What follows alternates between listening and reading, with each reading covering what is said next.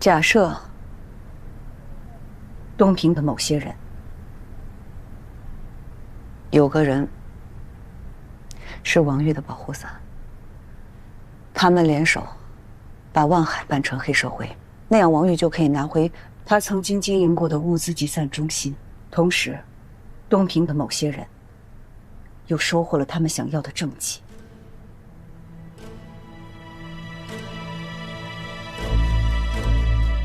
这算不算一箭双雕？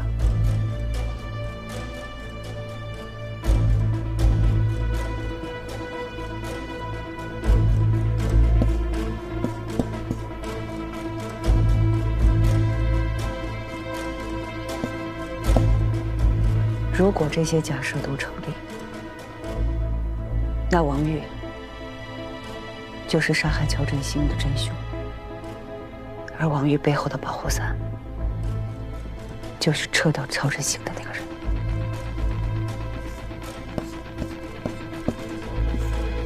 你的老同学。假设乔振兴没有问题，李仁俊有问题，而且乔振兴的死跟李仁俊有关，你怎么想？假设，肯定是。虽然说你这个假设比较大胆啊，组织。别乱想，绝对不可能。肯定不，你这不现实，你这有的是。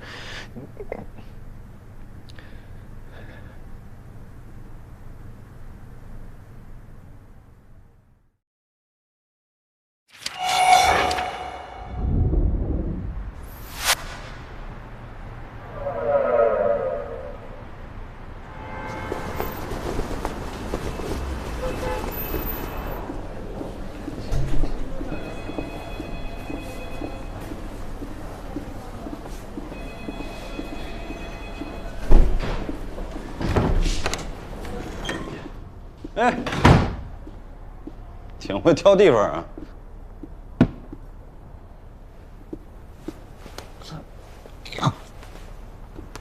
哟，跑我这儿睡来了，当旅馆了这儿？路上不好睡。哎，对了，正好你在这儿，我就省得给你打电话说了。那告别会定在周6了啊。哎，你们不会这2天就走吧？我们这还琢磨着那个，你们不是要回去了吗？怎么也得给指导小组开一个这种践行会，小型的，咱们就在这个我们单位食堂，你跟组长汇报一下，定了没有？哪天走？我就是个虚职。这事儿这么大，我哪说了算？我得问大领导去。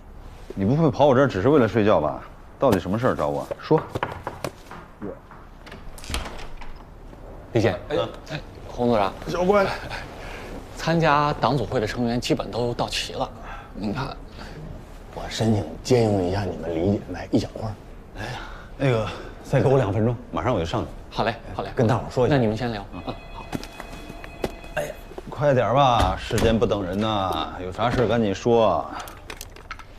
前2天不是张文京翻供了吗？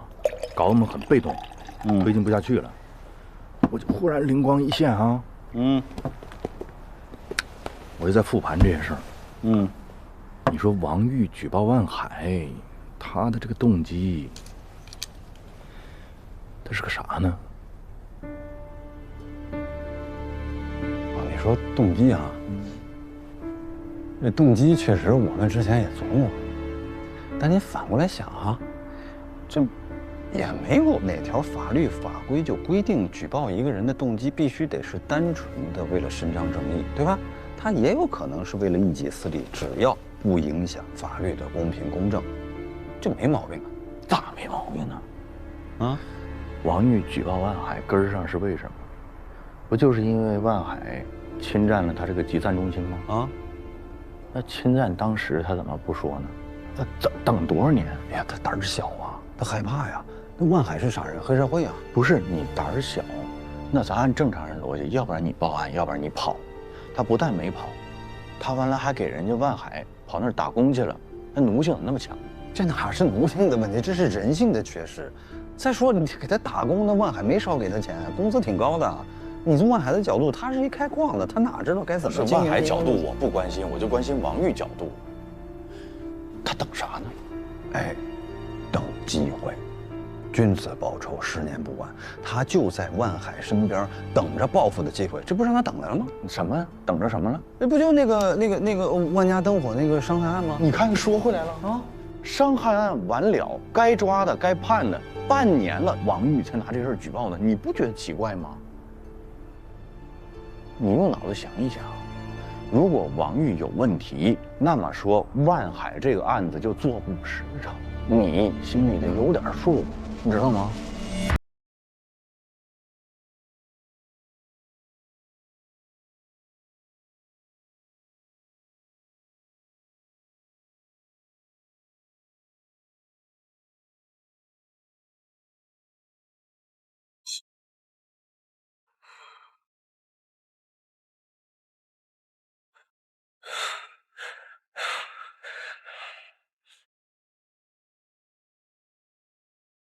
咱俩可是好朋友，有事你可不能瞒着我。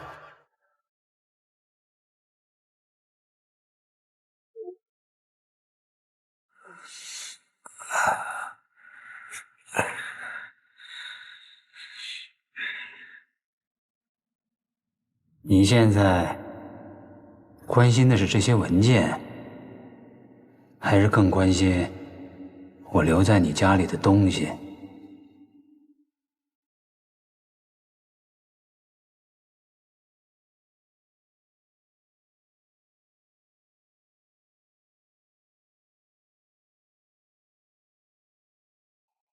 你不是想知道我是怎么拿到照片的吗？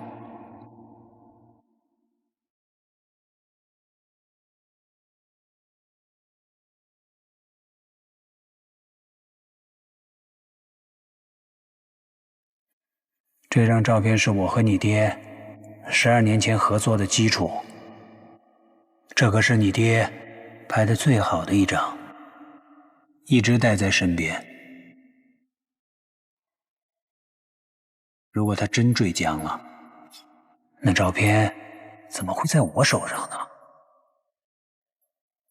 仔细想想，他这样的人，你不会以为他真的死了吧？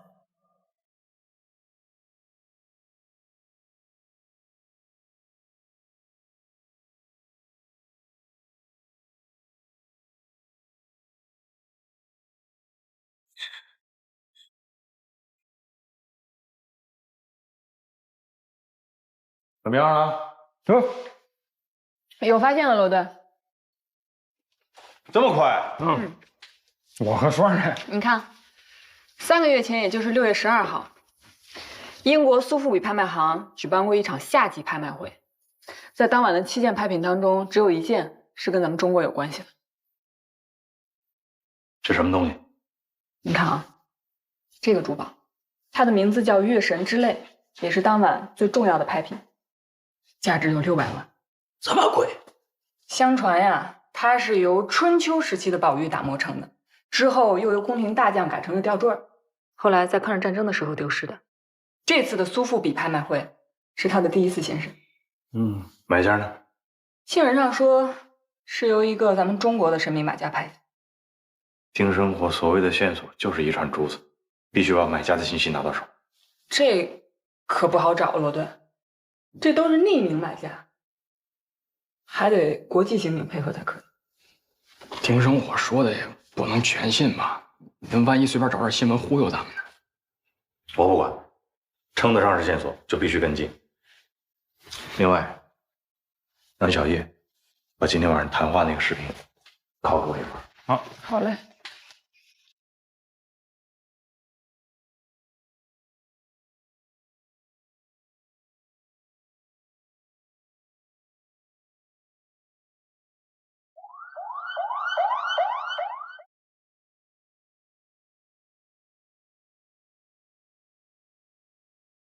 罗顿，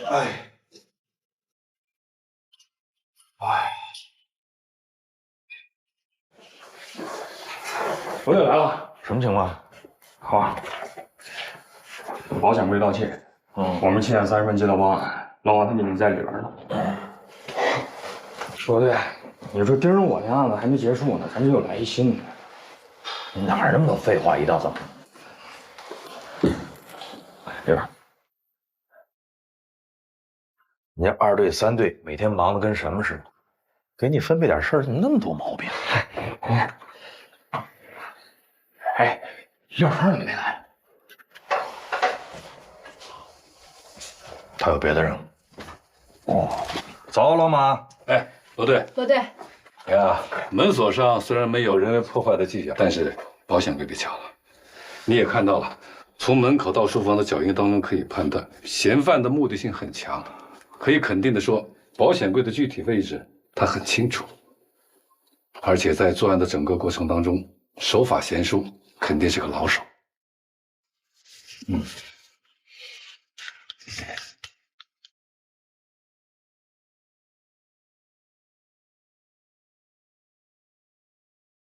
数字密码保险柜，这都能撬得开？你看，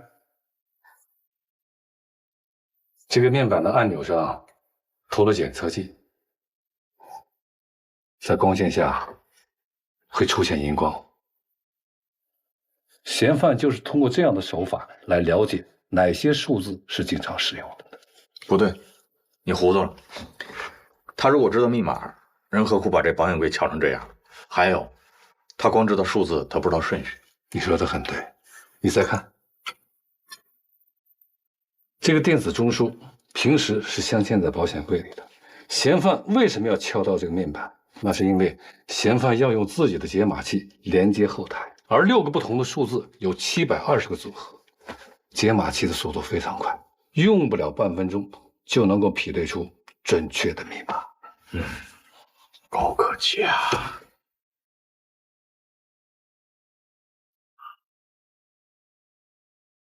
丢什么了？一本小说啊？是一本小说原稿了，对。保险箱里呢，所有的贵重首饰一件没丢，3万美金的现金1分没少，独丢了这一份小说原稿。哎，写小说现在不都用电脑吗？他没备份吗？真没有，独一份，而且失手还说了，整个小说都是用这玩意儿打出来的。我以为这就是个摆设呢，真有人用这个。不对，千万别碰，这可是民国21年造的中文打字机，据贾吉言说，就是当年林语堂改造的那台，金贵的很。每天这台机器需要早晚2次的机油保养。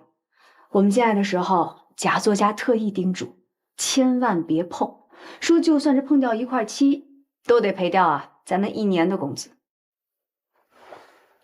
别看我，这完全不在我的专业范围之内，人家不让碰，就别碰了呗。凭什么呀？咱俩这双手什么值钱物件没碰过？你们俩听着啊，只要是在犯罪现场存在的所有的物品，都应该在我们警方的勘验范围之内。那么说，这部打字机跟我们现在重要的丢失的物品那本小说有着直接关系，所以呢，这台打字机再贵重，我们也应该碰一下。别碰！跟你们说了多少次了？去博物馆也随便用手摸吗？把手拿开！啊，这位是失主贾金言，这位是我们您好，贾老师，我呀，等等，是我哪知道什么时候找回来呀？你们出版社问警察去啊！我不比你们着急吗？你不知道这个对我多重要。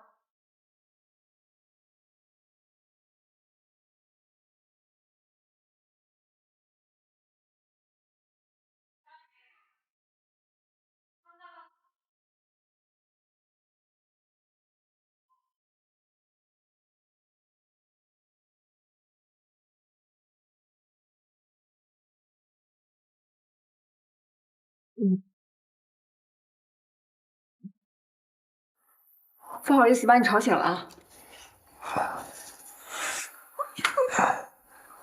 没有，你你是？不记得我了？咱们在刑警队见过，我叫廖双。哦，廖警官好。你怎么来了？庞警官呢？他呀，还有别的任务，从今天起呢，就由我来照顾你。照顾我？不用了吧？那可不行啊，这可是罗队亲自交代的呢。可是单论照顾的话，庞警官是男的，更合适吧？不合适吧？廖双她毕竟是个女的，您到底怎么想的？女的怎么了？女的，人家反应力、判断力比你都强，我看你还不如女的呢。啊？哦，我明白了。廖警官心思活泛，能比庞警官更细心、更周密的照顾我。你呀，能理解罗队的苦心就好。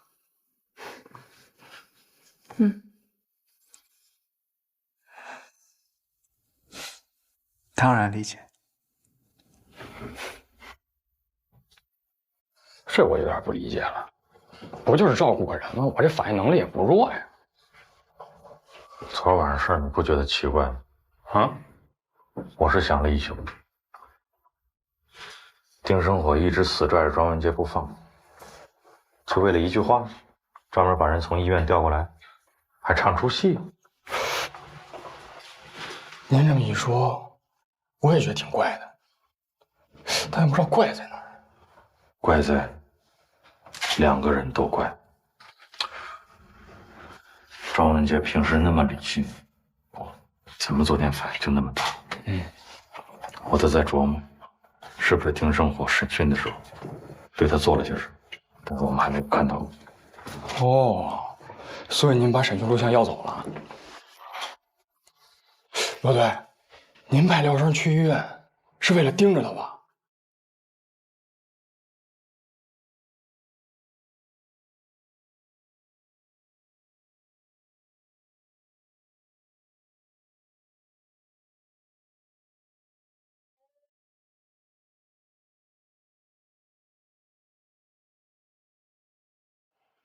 盯着他不是为了保护他吗？我跟庄文杰说了，有什么事也别对我们隐瞒。我看这小子，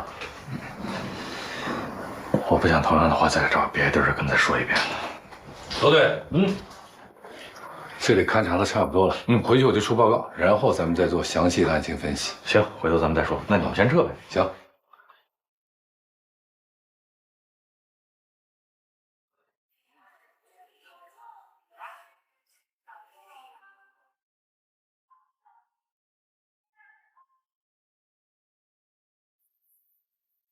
怎么了？我饿了。哦，等一会儿，一会儿饭就来了啊。不是廖姐，医院的吃的我有点吃不惯。是吗？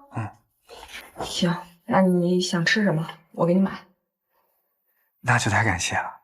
别跟我客气，罗队说了，让我照顾好你，首先肯定就得让你吃好呀。行，那我就不客气了。我想吃那金宝街的老汤馄饨，特别好吃。是吗？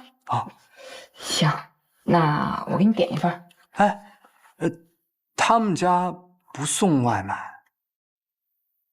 这样啊？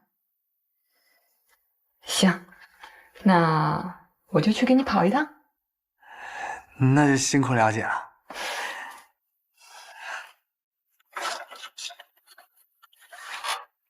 等着啊。好嘞。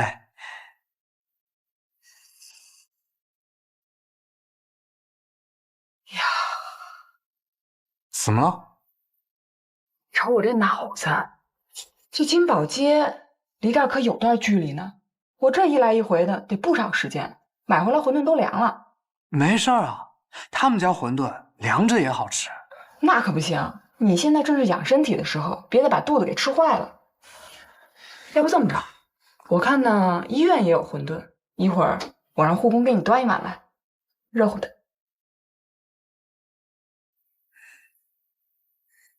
行，辛苦廖姐了。不客气，有什么需要尽管跟我说啊。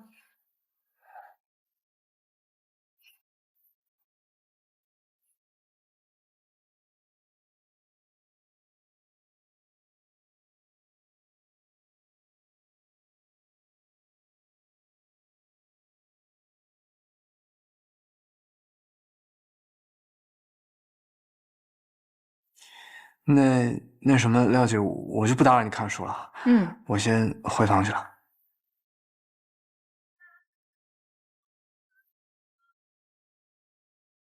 哎，一会儿馄饨来了，我给你端进去，你对比对比，看看医院的和那家哪个更好吃。您辛苦了。嗨，你客气。贾金岩，国内知名的情感文学作家，已婚，没孩子。她的老公叫孙同芳，在一家科技公司是部门主管。被盗的书稿就是贾金岩即将要出版发行的小说《双花之恋》。这是被盗现场的情况，保险柜里的首饰、现金分文未动，很明显，窃贼的目标就是那份书稿。根据我们现场提取到的脚印，经过比对之后，我们可以初步断定，嫌犯是一名1.78米左右的成年男性，具有相当娴熟的开锁技能。我们在小区的地下车库以及走廊的摄像头里，都拍到了嫌犯的身影。这不简单了吗？咱就按着这监控找。可问题是，现场的嫌犯，他不可能是一个人。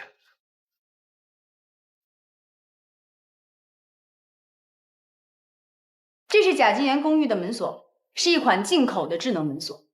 它区别于其他门锁的功能是在于，它可以实时的分发密码，也就是说密码在不停的变换。用常规的这种破解密码的方式想要进入是基本不可能的。所以我们的马科在带着我们做了现场勘查之后，做了一个大胆的猜测，这个门是被远程攻击后破解的。你要是想知道所有的真相，就得替我办件事儿。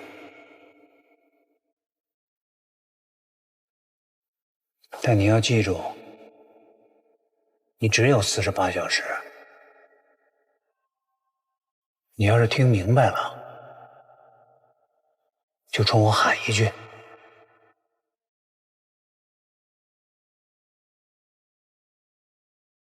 你混蛋！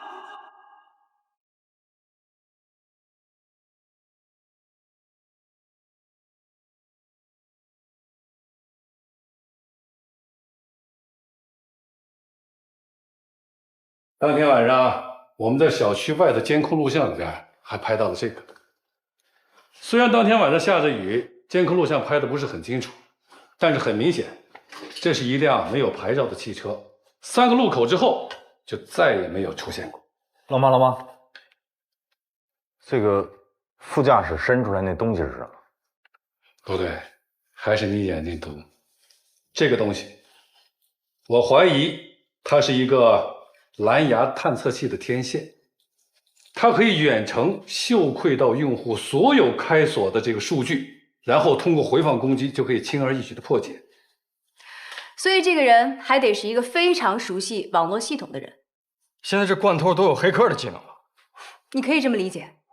这套设备就不少钱吧？你说他们费这么大劲偷一本小说，这小说有什么特别的价值吗？关于这本小说的价格，我询问了贾金岩的这个出版发行商。据这个发行商给我介绍，贾金岩以前的小说有很好的市场回馈，再加上他用打字机打印的这个特殊方法，这个出版发行商还把他的小说投了保。你们知道他的保单金额是多少吗？1000万！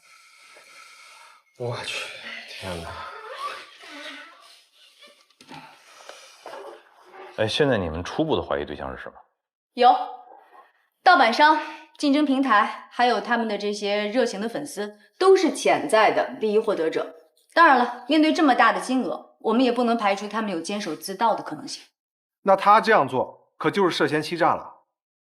他是有点神经质，但人家怎么说也是个作家，这点基本常识不能没有吧？行了行了，先按照正常办案流程走。哎，罗队，上午我排查过一个人，他是他们圈子大混子，谁都认识。以前我办过他，他跟我说了个情况。还真有个奇怪的事儿，道上有一同行不见了，3、4天都没露影。叫什么名字？大名叫石磊，外号石头。石磊，小心楼梯啊！石磊啊，租我这个地方有一段时间了。他呀，老喝酒，天天晚上喝醉了回来，我就住在他楼下，吵得我呀根本就睡不着。哎，小心啊！就这儿了，到了。这2天突然就没动静了。石磊，石磊，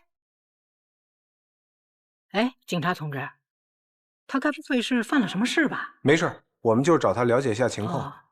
这是搜查令，您看一下。不用，你们先进去看，我去给你们拿2瓶水啊。好，马上回来。谢谢您啊。不客气。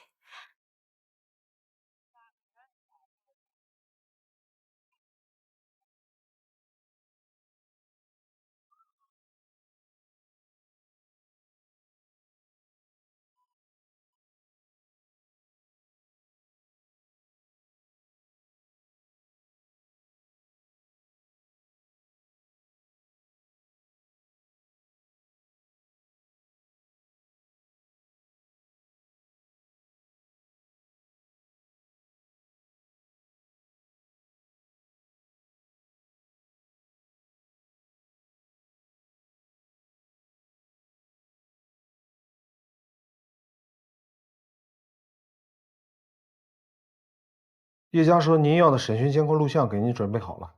好，一会儿回局里看。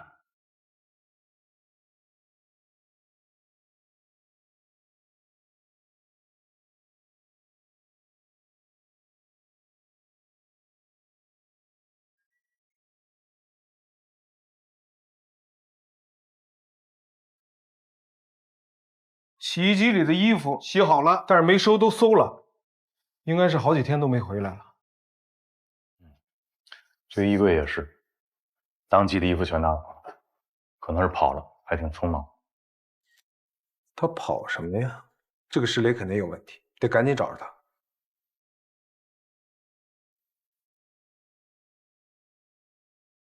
双儿，哎，罗队，你看新闻了吗？什么新闻？那个作家贾金岩把案子捅给媒体了，现在青城新闻正播着呢。知道了。我再说一遍，这本书就是我的，孩子就是我的命。我不管你是谁，只要你把它还回来，我愿意答应你的任何条件。女士，您先别激动。据悉，保险柜内的首饰、现金等贵重物品皆完好无损。很显然，小偷的目标就是为了《双花之恋》的书稿。根据受害者透露，目前警方还没有确定任何嫌疑人。我们期待警方尽快破案，将犯罪分子绳之以法。咱们在这儿苦哈哈的找线索，他跑去通知媒体，还跟泽一谈条件，捣乱。错了，他错的都离谱了。我给他打电话，看他什么意思。方向错了，我们的方向错了。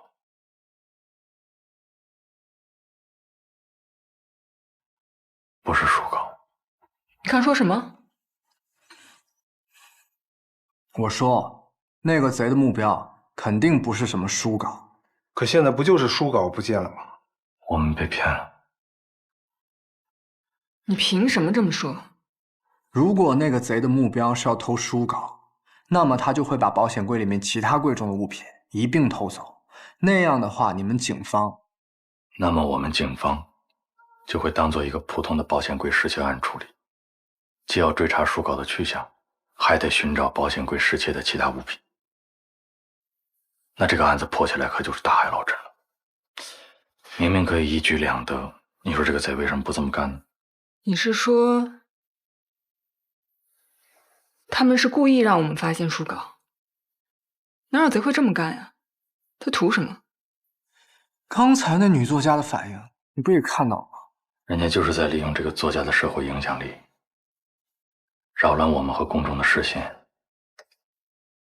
这个案子闹得越大，那个贼反而越安全。问题是保险柜里只丢了书稿，肯定还有别的东西丢了，只是我们没发现。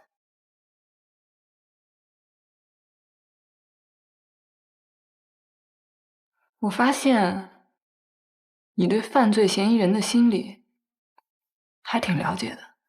嗨，我也是瞎分析的，也不一定准。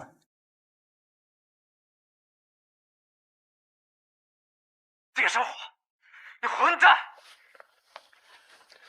就单独把他那个唱戏那段再重新放一下。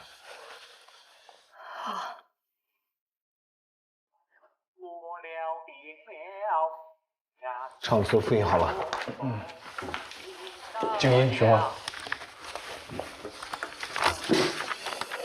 现在我分派一下任务啊，小叶。到。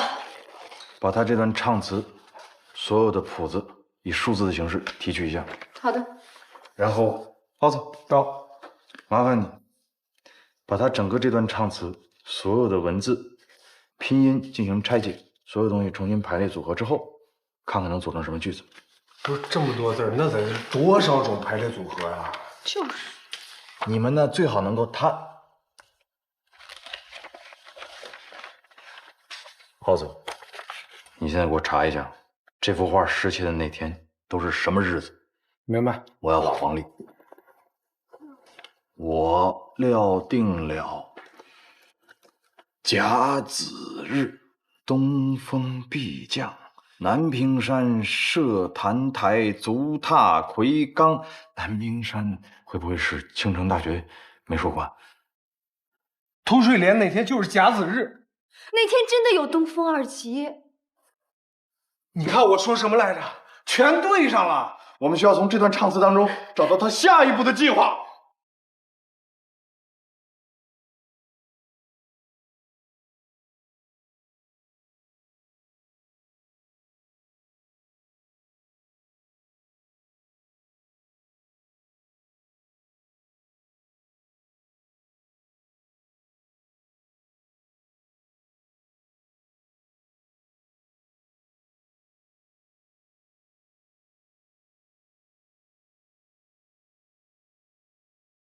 我料定了甲子日，东风必降。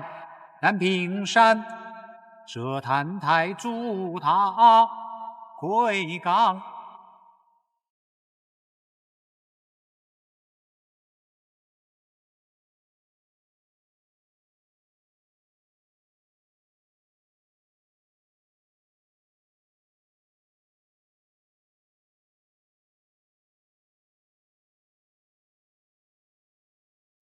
咱们别这么分析案情了，咱这么分析都是错案情。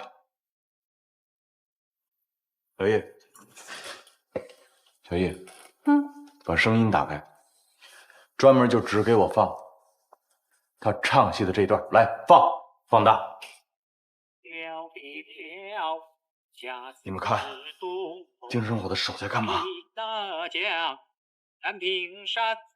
打拍子，长征剧都打拍子。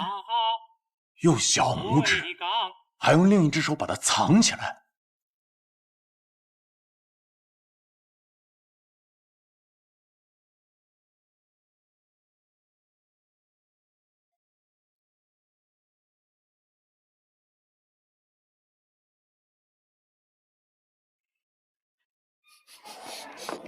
爸爸，好香啊！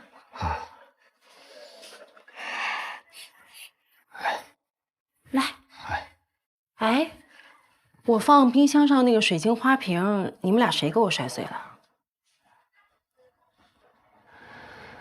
是我今天碰到的。怎么那么不小心啊？啊，抱歉啊，要不明天我给你买个新的。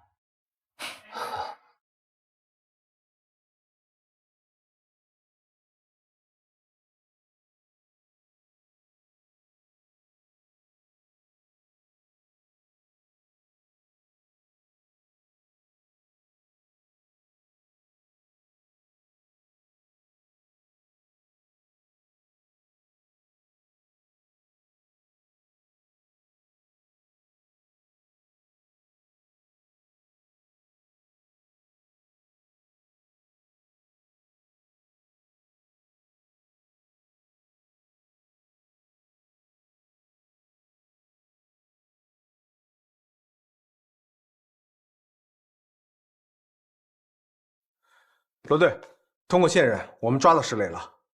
在哪儿？在审讯室。好，那咱们就过去。这样，让大志把廖双提回来。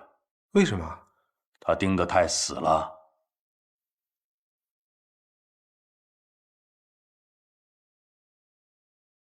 喂，浩子，什么事儿？这么着急？好，我马上到。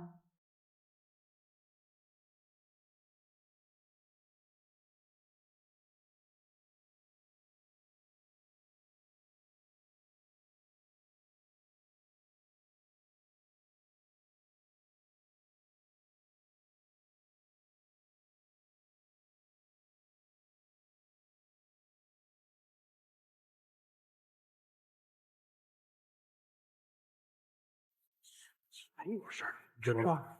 我跟他一块儿去的，才发现那个女朋友我认识。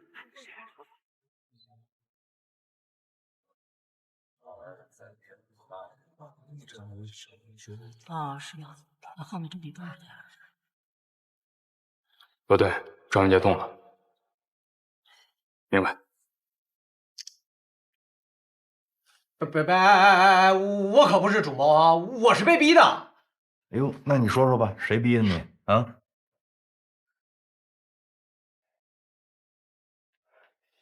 小母，我坦白，大概是4、5天前的事儿。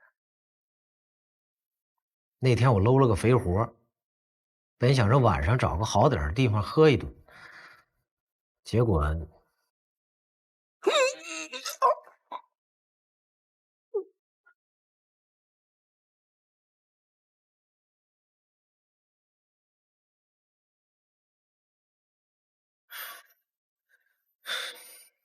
等我醒来之后，那个猪头就这么一直盯着我。什么东西？啊，口误，猪头面具啊，就那个变态自始至终都戴着那个玩意儿，挺邪乎的，真的。啊，你没看见他正脸？没有，他当时就给我反绑在那儿，然后就给我强行的给我带了一个项圈炸弹，还有一个炸弹就安在一个模型的身上，然后就当一下炸了，然后那模型脑袋嗖一下就飞出去了，真的，哎呦，给我吓坏了。你说那我能不听他的吗？他逼我这么干的呀，真的。那他让你投什么呀？到底？他让我开一个保险柜。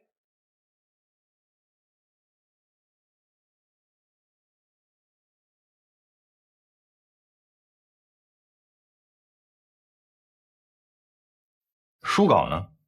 书稿他让我放在东方时代小区储物柜里了。你在保险柜里不止拿着手稿吧？老实交代。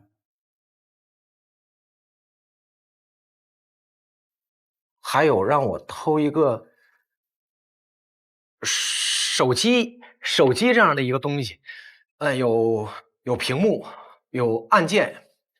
不是，那我确实我也不知道那玩意儿是干什么的，这兴许那工程师知道。哪个工程师？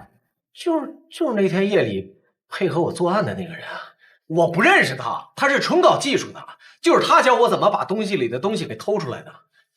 东西里的东西？什么意思？哎呀，就是类似于复制银行卡一样，有个复制器一样的东西，然后他叫我把东西里的东西复制一份，珠宝、钱他们都不要，然后就让我去偷一个不知道干嘛的东西，然后还给我安了炸弹，这里边肯定有大事啊！